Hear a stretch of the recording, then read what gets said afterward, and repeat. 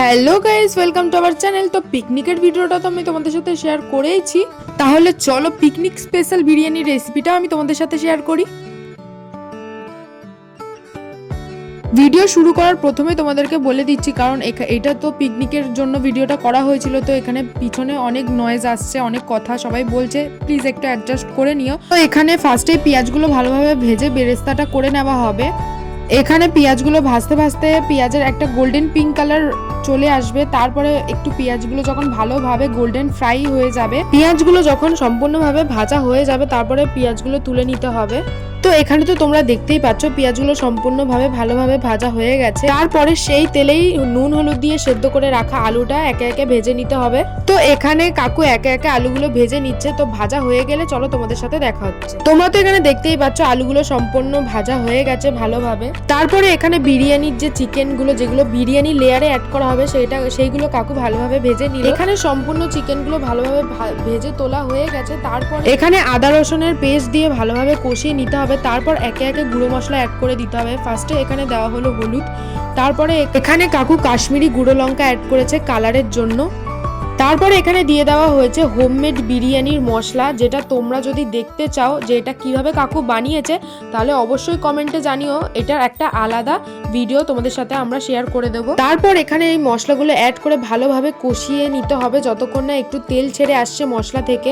এই মশলা থেকে তেল ছেড়ে আসলেই টক দই অ্যাড করে দিতে হবে। টক দইটা অবশ্যই তোমরা একটু ফেটিয়ে নিও। তারপরে এখানে অ্যাড করা হয়েছে গোলাপ জল। টক দই আর গোলাপ জলটা অ্যাড করার পরে গ্রেভিটা যখন একটু ফুটে আসবে, তারপরে অ্যাড করে দিতে হবে ভেজে রাখা চিকেনগুলো। এখানে ভেজে রাখা চিকেনগুলো অ্যাড করার পরে কাকু এখানে লবণ দিয়ে দিয়েছে, মানে নুন, যেটা তোমরা তোমাদের স্বাদ অনুসারে অ্যাড করতে পারো।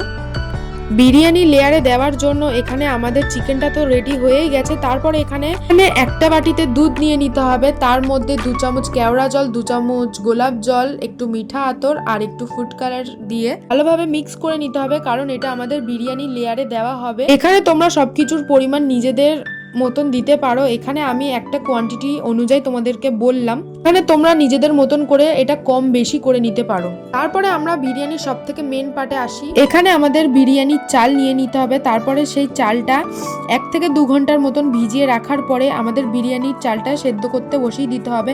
আর বিরিয়ানির চালটা সেদ্ধ হবে 80% মতো। আর এখানে বিরিয়ানির চাল সেদ্ধ করার আগে কাকু 2টো তেজপাতা, একটা স্টার এনিস, দারচিনি, কিছু এলাচ, কিছু লবঙ্গ দিয়ে বিরিয়ানির চালটা সেদ্ধ করেছে। তারপর আমাদের বিরিয়ানির মেন পার্ট হলো যেখানে বিরিয়ানির লেয়ারিং করা হবে। প্রথমেই বিরিয়ানির হাঁড়িতে একটু ঘি বা তেল, তোমরা দুটোই অ্যাড করতে পারো বা যে কোনো একটা অ্যাড করতে পারো। এখানে কাকু দুটোই অ্যাড করেছে অল্প অল্প করে। তারপর এখানে চিকেনের গ্রেভিটা দেওয়া হয়েছে, তার মধ্যে দিয়ে দেওয়া হয়েছে ভেজে রাখা আলুগুলো, যাতে আলুর মধ্যে ফ্লেভারটা আসে চিকেনের। তারপর এখানে দিয়ে দেওয়া হয়েছে হোমমেড বিরিয়ানির মশলা, যেটা কাকু নিজে ঘরে বানিয়েছে। এখানে তো বিরিয়ানির মশলা দিয়ে দেওয়া হয়েছে। তারপরে দিয়ে দেওয়া হয়েছে রাইসটা। এখানে রাইসটা দিয়ে দেওয়ার পর সুন্দর করে লেভেল করে দিতে হবে। তারপর দিয়ে দেওয়া হচ্ছে ভেজে রাখা বেরেস্তা, তার উপরেই আরেকটু বিরিয়ানির মশলাটা ছড়িয়ে দিতে হবে।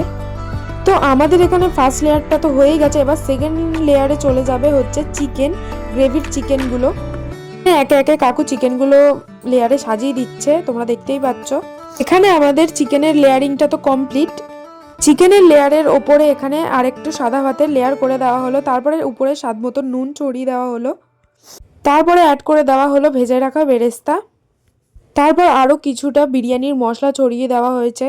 তারপরে আমাদের এখানে দুধ, কেওড়া জল আর গোলাপ জলের মিশ্রণটা অ্যাড করে দিতে হবে, যেটার কারণে আমাদের বিরিয়ানির মধ্যে সুন্দর একটা গন্ধ আর সুন্দর কালার চলে আসবে।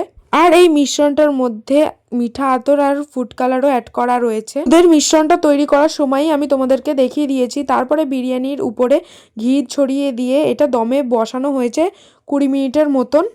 আর হ্যাঁ, একটা জিনিস, দম দেওয়ার জন্য আমরা কিন্তু কোনো রকম আটা বা ময়দা দিয়ে হাঁড়ির ঢাকনাটা বন্ধ করিনি। সো আমাদের বিরিয়ানিটা তো রেডি হয়ে গেছে। তো তোমরা একটু দেখে বলো কেমন দেখতে লাগছে। সত্যি কথা বলতে বিরিয়ানিটা খেতে অসাধারণ হয়েছে। আর তোমরা কিন্তু এরমভাবে বিরিয়ানিটা বানিয়ে দেখতেই পারো, খুব সুন্দর লাগবে। আর এটা কিন্তু আমরা কলকাতা স্টাইল বিরিয়ানি বানিয়েছি আর সেই রেসিপিটা তোমাদের সাথে শেয়ারও করলাম। তোমরা কিন্তু অবশ্যই কমেন্টে জানিও তোমাদের বিরিয়ানি রেসিপিটা কেমন লাগলো। আর যারা এখনো বিরিয়ানি বানাতে গিয়ে ভাবনায় পড়ে যাও যে কিভাবে বিরিয়ানি বানাবে, তারা কিন্তু আমাদের এই রেসিপিটা অবশ্যই ট্রাই করে দেখতে পারো। তোমরা কিন্তু খুব সহজেই আমাদের মতন এই বিরিয়ানিটা বানাতে পারবে ঘরোয়া পদ্ধতিতে। তাহলে আজকের ভিডিওটা এতটাই। ভিডিওটা ভালো লাগে লাইক শেয়ার এন্ড সাবস্ক্রাইব অবশ্যই করো। দেখা হচ্ছে নেক্সট একটা নতুনত্ব রেসিপি নিয়ে। টাটা।